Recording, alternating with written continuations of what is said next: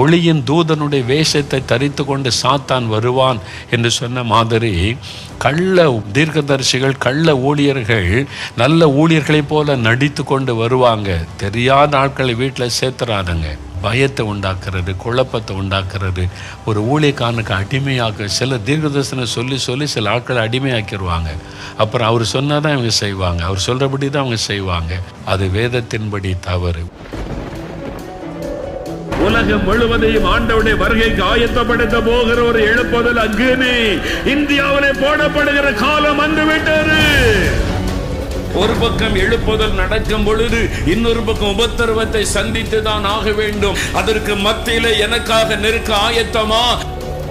அந்த எழுப்புதல் அக்னி அந்த அளவிற்கு மாற்றத்தை கொண்டு வந்தது. தமிழ்நாட்டில் இந்த மாற்றம் வரப்போகிறது, இந்தியாவில் இந்த மாற்றம் வரப்போகிறது.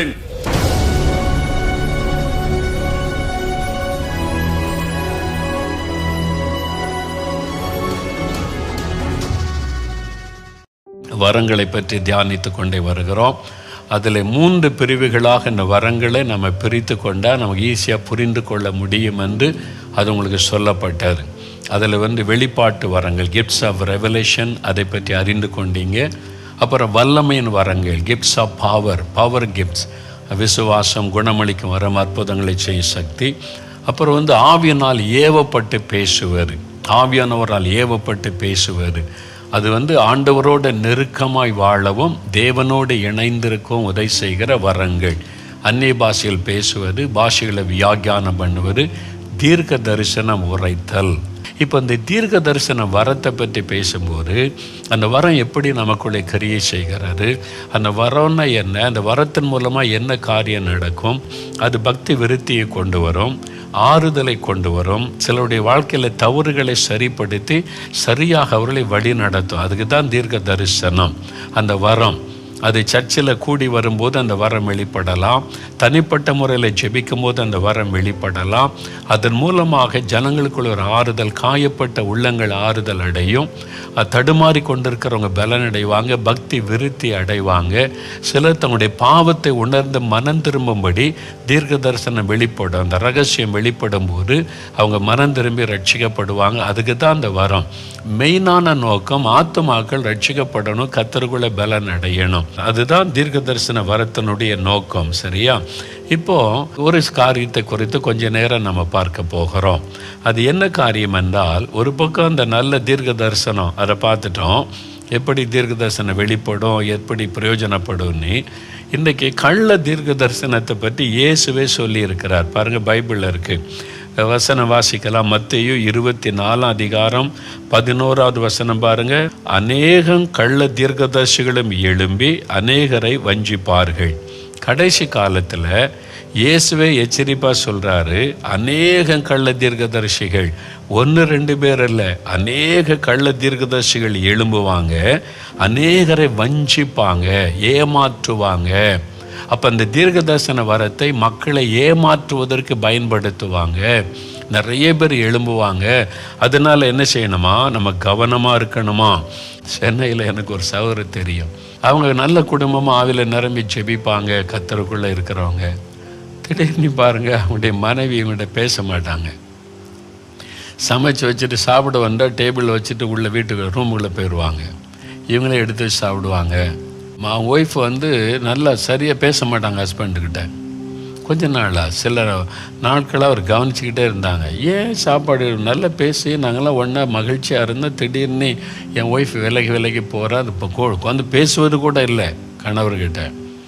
அப்போ ஒரு நாள் கேட்டால் சம்திங் ராங்னு கண்டுபிடிச்சி ஒரு நாள் மனைவியில் உட்காரு, என்ன விஷயம், ஏன் நீ ஒரு மாதிரி பயந்த மாதிரி இருக்கிற, ஏன் சாப்பாடெலாம் எடுத்து வச்சுட்டு ஓடி ஒழிகிற, ஏன் நம்ம உட்காந்து நம்ம முன்னால் மாதிரி ஒன்றா உட்காந்து சாப்பிடுவோம் பேசுவோம், அதெல்லாம் இல்லைன்னா அவங்க அப்படியே கண்ணெல்லாம் கலங்கி போச்சு பயத்தில். இல்லை, நீங்கள் இல்லாத போது ஒரு ஊழியக்காரர் ஜெபிக்க வந்தாங்க, ஒருத்தர் கூட்டிகிட்டு வந்தாங்க, நமக்கு தெரிஞ்சவங்க.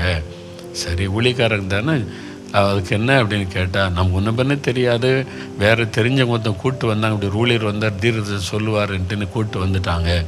சரி, அதுக்கு என்ன, நீ காணி கொடுத்து அனுப்புனியா, வந்தால் ஜெபிச்சா காணி கொடுத்து அனுப்புறது தான் வழக்கம்.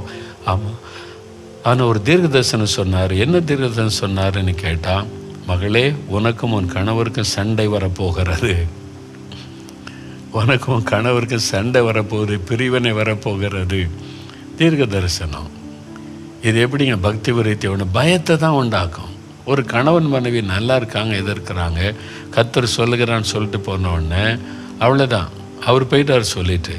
இவங்களுக்குள்ள என்ன பயம்? கணவர்கிட்ட பேசினா தானே சண்டை வரும். நம்ம இவ்வளோ நாள் சண்டை போடாமல் நல்லா ஒற்றுமையாக இருக்கிறோம், திடீர்னு சண்டை வரும்னு கர்த்தர் சொல்லிட்டாரு, தீர்க்க தரிசனமாக வந்துட்டு சண்டை வந்துடக்கூடாதுன்னு, பேசினா தானே சண்டை வரும்னு கணவர்கிட்ட பேசுகிறதே இல்லை.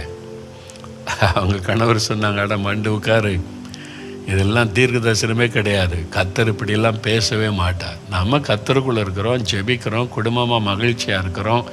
இது ஏதாவது தீர்க்க தரிசனம் சொல்லணுமே, வந்துட்டோம் ஏதாவது சொல்லணுமேன்னு சொல்லி அவங்க உன் பலவீனத்தை பயன்படுத்துகிற மாதிரி இந்த தீர்க்க தரிசனம்.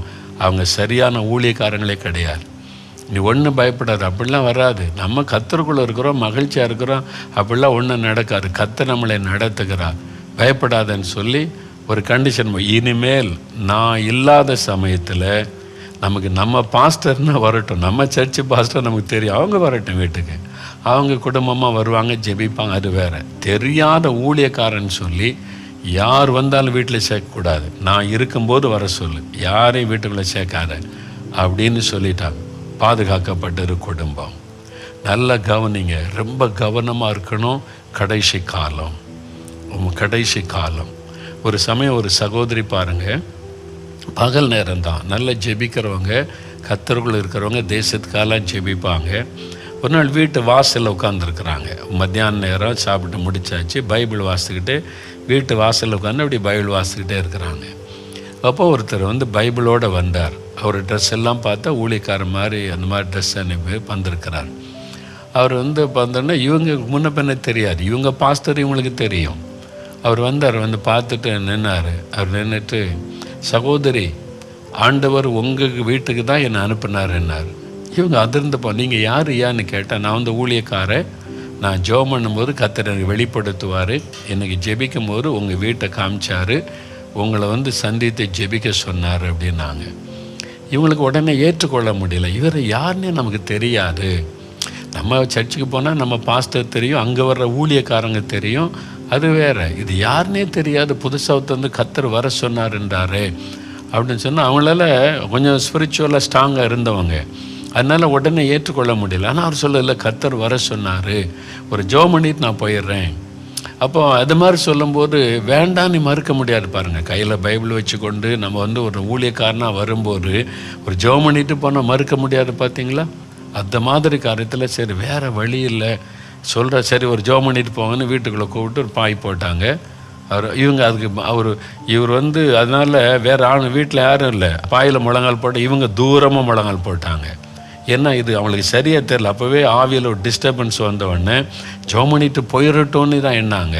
அவர் ஏற்றுக்கொள்ள விருப்பம் இல்லை. ஆனால் அவர் கேட்கும்போது ஒரு கர்த்தருடைய ஊழியக்காரன் சொல்லுகிறாரே என்று தான் நம்ம நிறைய பேர் எல்லாத்துக்கும் இடம் கொடுத்துட்றோம். அதனால் எல்லாரும் கர்த்தருடைய ஊழியர்கள் அல்ல. நல்லா தெரியும், சாத்தானுடைய ஊழியர்களும் பைபிளை தூக்கி கொண்டு வெள்ளை ட்ரெஸ் போட்டுக்கொண்டு ஊழியக்கார மாதிரி வருவார்கள். நீங்கள் எச்சரிக்கையாக இருந்து அடையாளம் கண்டு கொள்ளணும் அப்படின்னு ஆண்டவர் சொல்லுகிறார். ஒருத்தர் பைபிளை தூக்கிட்டு வந்து ஊழியக்காரன்னு சொல்லிட்டு அவங்கெல்லாம் ஊழியர்கள் அல்ல, நல்லா விளங்கி கொள்ளுங்க. அதுதான் ஆண்டவர் எச்சரிப்பாக சொல்கிறார். கர்த்தருடைய தீர்க்கதரிசி மாதிரி தான் வருவாங்க, கள்ள தீர்க்கதரிசியாக இருப்பாங்க. இந்த சகோதரி தூரத்தில் முழங்கால் போட்டு கொண்டாங்க. இவர் அப்போ ஜெபிச்சுக்கிட்டு இருந்தாங்க. அவர் ஜெபம் பண்ணிட்டு போயிடட்டோன்னு தான் அவங்க ஜெபிக்கிறாங்க. திடீர்னு பாருங்கள், ஜெபித்து கொண்டு எழும்பி நேரம் அவங்க தலையில் கை வச்சுட்டாரு. அவங்க அதுக்கு பயந்த தூரத்தில் முழங்கால் போட்டாங்க, யாரும் தலையில் கை வச்சிடக்கூடாது. இவர் எழும்பி தலையில் கை வச்சுட்டு ஜெபிச்சுட்டு போயிட்டார். என்ன நடந்து தெரியுமா? அவர் தலையில் கை வச்ச உடனே ஒரு இருள் அவங்க மேலே விழுந்தது. அவ்வளோதான்.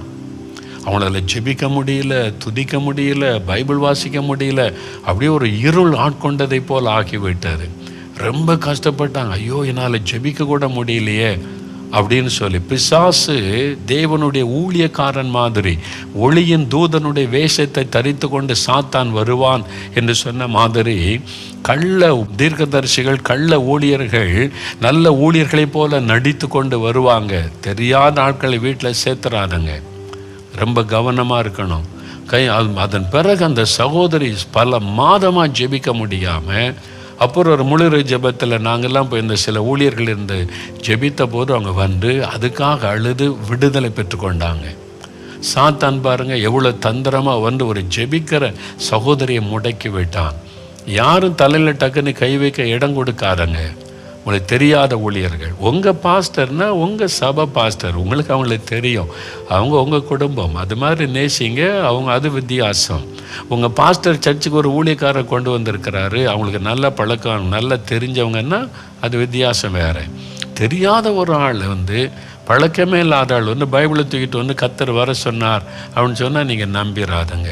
ஆனால் அப்படி கர்த்தர் வர சொன்ன உண்மையான தீர்க்கதரிசிகளும் உண்டு. அதையும் நீங்கள் வர்றவங்களெல்லாம் நீங்கள் கள்ள தீர்க்கதரிசினை அனுப்பிடக்கூடாது. சில சமயம் ஆவியானவர் கர்த்தர் தன்னுடைய தீர்க்கதரிசிகளையும் அப்படி அனுப்புவார். அப்போ நீங்கள் வந்து அதை அடையாளம் கண்டு கொள்ளணும். பாருங்கள், அனனியாவை அனுப்புகிறார் சவுலை சந்திக்க. நீங்கள் அப்போஸ்தலர் நடபடிகளில் பார்க்குற 9ஆம் அதிகாரத்தில் தமஸ்கு பட்டணத்தில் நீ போ அவனை தேடினே. அப்போ சவுலுக்கு வெளிப்படுத்திட்டார். அந்த 2 ஆவியை இணைஞ்சதுனால அவங்களுக்கு தெரியும். அதே மாதிரி நீங்கள் பரிசுத்த ஆவிக்குள்ளே இருந்தால் யார் பார்த்தாலும் ஒரு ஆவியில் டிஸ்டர்பன்ஸ் வந்தால் பயப்படாதங்க. வீட்டுக்குள்ளே வேண்டாம், அவங்க ஜெபம் வேண்டாம், ஐயா போயிட்டு வாங்க, ஜெபித்து கொள்ளுங்க, அப்படி அனுப்பிடுங்க. அது தப்பே கிடையாது. ஆண்டவர் ஒன்று வருத்தப்படவே மாட்டார். நீங்கள் வந்து கர்த்தர் கோச்சிருவாரோ, ஊழியக்காரனை நம்ம சேர்க்கலையே, சாபமாயிருமே, இந்த பயமே தேவையில்லை. இது வந்து நம்முடைய அறியாமை. இதைத்தான் பிசாசு பயன்படுத்துகிறான். நான் ஒரு வீட்டில் உட்கார்ந்துருந்தேன். அவங்க சொந்தக்காரங்க பேசி கொண்டு இருந்தோம். அது ஒரு ஃபஸ்ட்டு வீக்கு திடீர்னு ஒரு ஊழியக்காரர் வந்தார். அவர் வந்தபோது பாருங்க ஒரு பை போட்டிருந்தார், ஒயிட் அண்ட் ஒயிட் போட்டிருந்தார். ஒரு ஊழியக்காரர், பாஸ்டர் கிடையாது, ஒரு ஊழியக்காரர் அப்படி வந்திருந்தார். அப்புறம் வந்து உட்காந்து தோத்திரம் எனக்கு அவருக்கு தெரியல, எனக்கும் தோத்திரம் சொன்னார், 2 வீட்டாருக்கு தோத்திரம் சொன்னார். அப்போ வந்து உட்காந்தோடனே ஒரு காஃபி கொடுக்க சொன்னாங்க. காஃபி கொடுத்து முடித்த உடனே டக்குன்னு ஒரு கவரில் வச்சு ஒரு காணி கொடுத்தாங்க. சரி போயிட்டு வாங்கன்னா போயிட்டாரு. நான் சொன்னேன், அவங்க யாருன்னு கேட்டேன். இவர் வந்து ஃபஸ்ட்டு வீக்கில் வந்துடுவார். முதல் வாரத்தில் ஊழியக்காரர், அவர் ஒரு ஊழியக்காரர், ஃபஸ்ட்டு வீக்கில் வந்துடுவார் அவர். அப்போ நீங்கள் என்ன, அப்போ அவர் ஊழியக்காரன்றீங்க, அப்போ ஜெபிக்க சொல்லியிருக்கலாமே என்ன? அவர் ஜெபிக்கெல்லாம் வரல. அவர் ஜெபத்தில் பிரயோஜனம் கிடையாது. அவர் வருவது மாதத்தின் ஆரம்பத்தில் காணிக்கைக்காக வருவார். இப்படியே எங்கே தெரிஞ்ச கிறிஸ்தவ வீட்டுக்கு அங்கே போயிட்டு அவங்க கொடுக்குற காணிக்கை வாங்கிட்டு போயிடுவார். அவ்வளோதான். காணிக்கை வசூலுக்காக வருகிறவர். அவர் ஜெபம் பண்ணி நமக்கு என்ன ஆசீர்வாதம் கிடையாது. அந்த குடும்பத்தார் சொல்கிறாங்க, எனக்கு ரொம்ப துக்கம். ஒரு ஊழியக்காரன்ற பேரில் பைபிளோடு வந்திருக்கிறார், அந்த வீட்டார் அவரை ஜெபிக்க சொல்லலை, காணி கொடுத்துட்டு போயிட்டு வாங்கின்னு அனுப்பிட்டாங்க. ஆனால் அவர் மரியாதை காஃபி கூட சொல்கிறாங்க, இவங்க வந்து பிழைப்புக்காக வர்றாங்க, இவங்க ஜெபம் பண்ணி நமக்கு ஆசீர்வாதம் வர போகிறது இல்லை. ஆனால் இயேசுவின் பேரை சொல்லி வர்றதுனால அவங்களுக்கு ஒரு மரியாதை கொடுத்து காஃபி கொடுத்து காணி கொடுத்து அனுப்பிடுறோம், காணிக்க வாங்கிட்டு சந்தோஷமாக போயிடுவாங்கன்றாங்க. இது கூட வீடு வீடாய் போகாதிருங்கள் என்று இயேசு சொன்னார். இப்போ இதெல்லாம் நம்ம உலகத்தில் நடந்து கொண்டு இருக்கிற சம்பவங்கள். அப்போ இனிமேல் நீங்கள் வரும் நாட்களில் எழுப்புதல் காலத்தில் இப்படி ஆட்களெல்லாம் நீங்கள் சந்திப்பீங்க. நீங்கள் விழிப்பாக இருக்கணும். அதுக்கு தான் ஆண்டவர் முன்கூட்டியே சொல்லுகிறார், கவனமாக இருக்கணும். சரியா? அப்போ தப்பான தீர்க்கதரிசனம் சொல்கிற எல்லாருமே பிசாசுனாலேயான்னு கேட்டால் இல்லை. 3 விதமான ஆவி இருக்குது. ஒன்று, பரிசுத்த ஆவியினால் நிரப்பப்பட்டு ஆவியின் ஏவுதலால் சொல்லப்படுவது கர்த்தருடைய தீர்க்க தரிசனம், நல்ல தீர்க்க தரிசனம். அது நம்மளை தைரியப்படுத்தும், உற்சாகப்படுத்தும், கைடன்ஸை கொடுக்கும், பக்தி விருத்தியடை செய்யும். அதில் குழப்பம் இருக்காது, பயம் இருக்காது. அது கர்த்தர் பேசுகிற விதம்.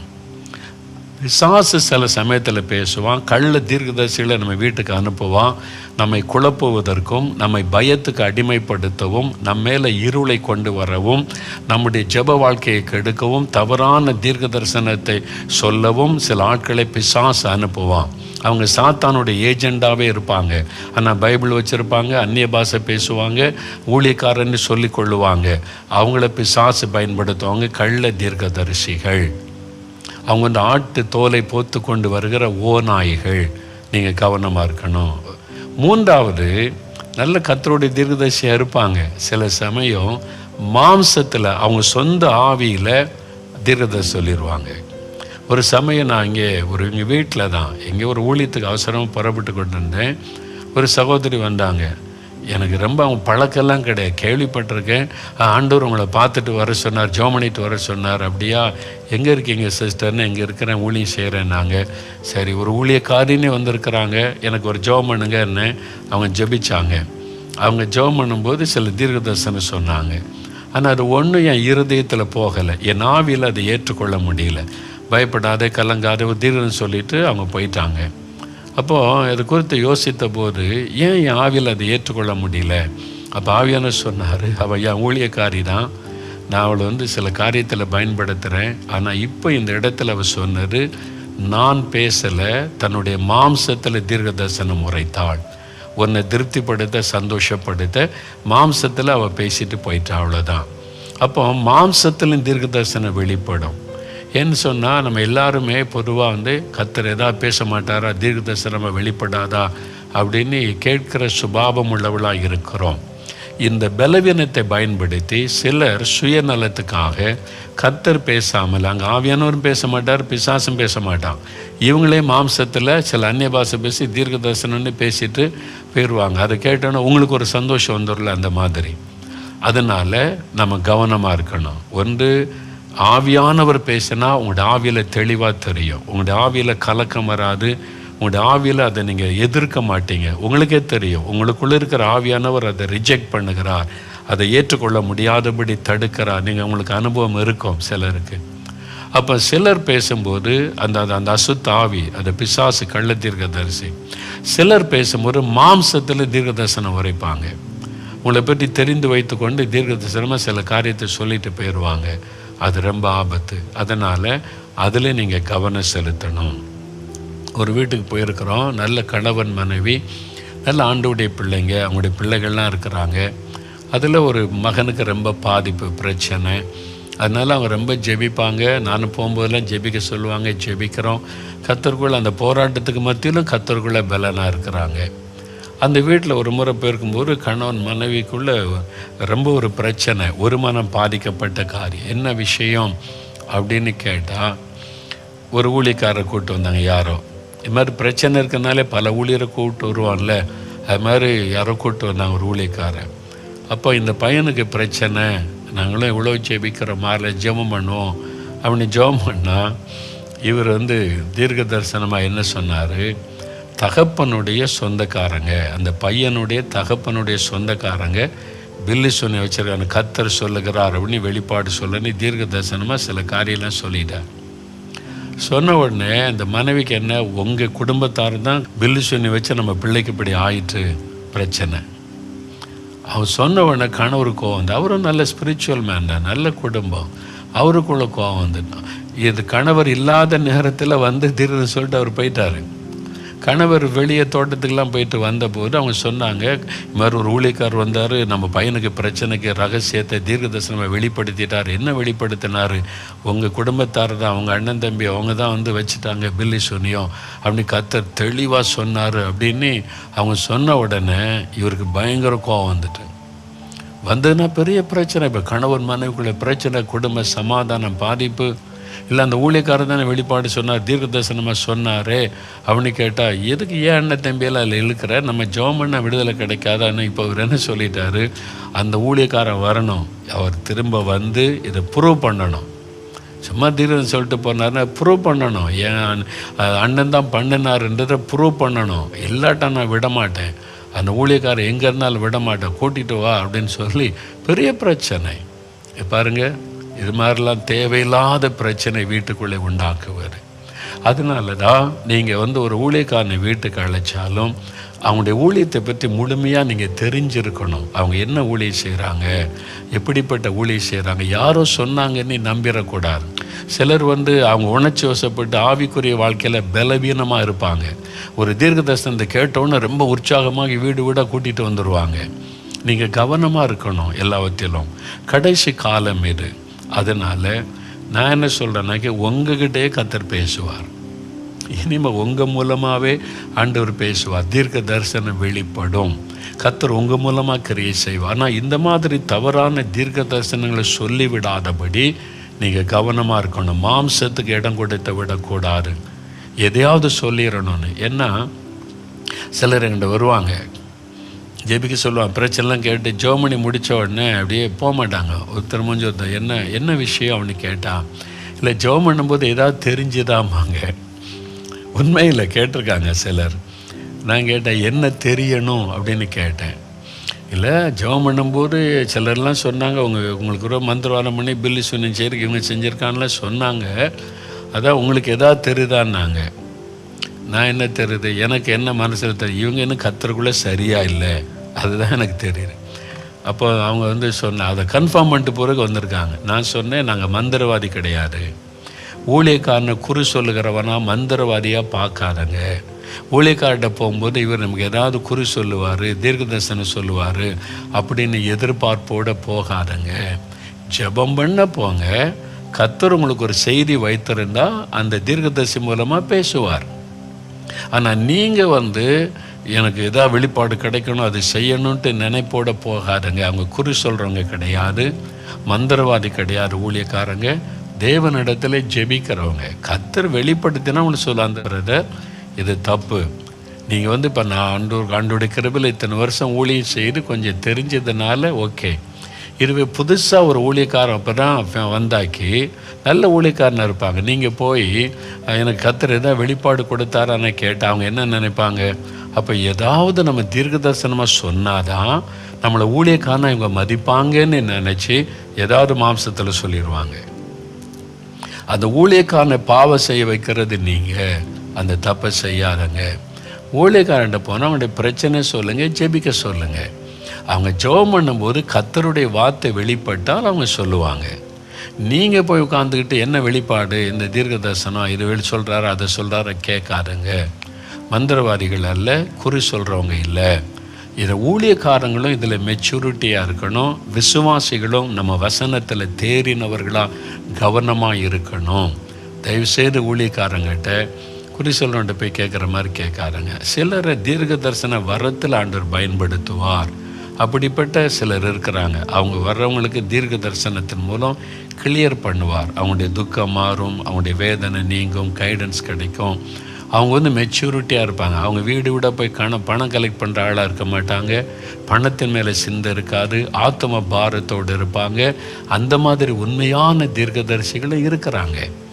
அதனால் அவங்கள நீங்கள் தப்பாக நினச்சிடக்கூடாது. ரெண்டுக்குள்ள வித்தியாசத்தை நீங்கள் அறிந்து கொள்ள தெரிய வேண்டும், கவனம் செலுத்தணும். சரியா? அதை தான் ஆண்டவர் எச்சரிக்கிறார். அநேக கள்ள தீர்க்கதரிசிகள் எழும்பி அநேகரை வஞ்சிப்பாங்க. அப்போ ஆவியானவரால் நிரப்பப்பட்டு ஆவியானவரால் ஏவப்பட்டு கர்த்தர் ஒரு வார்த்தையை சொல்ல சொன்னால் சொல்லுவது தீர்க்க தரிசனம். அது ஆறுதலை கொடுக்கும், பக்தி விருத்தியை உண்டாக்கும், கைடன்ஸ் கொடுக்கும், சரியான பாதையில் நடத்தும், பாவத்தை விட்டு மனம் திரும்ப வைக்கும். அதுக்கு பதிலாக பயத்தை உண்டாக்குறது, குழப்பத்தை உண்டாக்குறது, ஒரு ஊழியக்காரனுக்கு அடிமையாக்க சில தீர்க்கதரிசனம் சொல்லி சொல்லி சில ஆட்களை அடிமையாக்கிடுவாங்க. அப்புறம் அவர் சொன்னால் தான் இவங்க செய்வாங்க, அவர் சொல்கிறபடி தான் அவங்க செய்வாங்க. அவங்களுக்கு அடிமையாகவே மாறி அவங்க பின்னாலேயே சுற்றுவாங்க. இது வேதத்தின்படி தவறு. அந்த மாதிரி காரியத்துக்கு இடம் கொடுக்காதங்க. அது வேதத்தின்படி தவறு. ஊழியர்களும் அப்படிப்பட்ட காரியத்துக்கு இடம் கொடுக்கக்கூடாது. அதனால் இதெல்லாம் நீங்கள் மனசில் வைத்து தீர்க்க தரிசன வரத்தை பெற்று ஒரு தெளிவு இருக்கணும். சரியா? இப்போ நம்ம ஜெபிக்க போகிறோம். எல்லாரும் இணைந்து ஜெபிக்கலாம். ஆண்டவரே, தீர்க்க தரிசன வரத்தை குறித்து எங்களுக்கு தெளிவாய் போதித்ததற்காக நன்றி. கள்ள தீர்க்க தரிசனங்கள், கடைசி காலத்தில் எழும்பக்கூடிய கள்ள தீர்க்க தரிசிகள், ஏமாற்றுகிறவர்கள், இதெல்லாம் எங்களுக்கு தெளிவுபடுத்தி காண்பித்ததற்காய் ஸ்தோத்திரம். நாங்கள் வேத வசனத்தில் தெளிவுள்ளவர்களாய் இருக்க கிருபை தாரும். வசனத்தில் தெளிவுள்ளவர்களாய், வேத சத்தியத்தை தெளிவாய் அறிந்தவர்களாய் இருக்க எங்களுக்கு உதவி செய்யும். இந்த வரங்களை குறித்து ஒரு தெளிவு எங்களுக்கு நீ தந்து கொண்டிருக்கிற ஸ்தோத்திரம். எங்கள் எல்லாரையும் தீர்க்க தரிசன வரத்தினால் நிரப்ப விரும்புகிறீர். ஆண்டவரே, உம்முடைய ராஜ்யம் கட்டப்படவும், உம்முடைய திருச்சபை வளர்ந்து பெருகவும், ஆத்துமாக்கள் ரட்சிக்கப்படவும் இந்த வரத்தை பயன்படுத்துகிற காரியத்தில் எங்கள் ஒவ்வொருவருக்கும் நீர் வெளிப்பாடுகளை தாரும். தெளிவாய் கற்றுத்தார அந்த அபிஷேகத்தை தாரும். உம்முடைய பிள்ளைகள் ஒவ்வொருவருக்கும் அந்த கிருபைகளை கொடுத்து நீர் ஆசீர்வதிக்கணும். அவர்களுக்காக நான் ஆசீர்வதித்து அதற்காக ஜெபிக்கிறேன். இந்த வரங்கள் கிரியை செய்ய, இந்த வரங்கள் மூலம் உம்முடைய நாம மகிமைப்பட, ஆத்துமாக்கள் ரட்சிக்கப்பட பயன்படுத்தும். உம்முடைய கரத்தில் அவளை ஒப்பு கொடுத்து நான் ஜெபிக்கிறேன். இயேசு கிறிஸ்துவின் நாமத்தில் ஜெபிக்கிறோம் பிதாவே. ஆமேன், ஆமேன். For further details and prayer support, contact Jesus Redeems Ministries, Nalamavadi, Thuthukudi District, 628-211. Our phone number 04639 353535. info@jesusredeems.org. Our website www.jesusredeems.com. God bless you.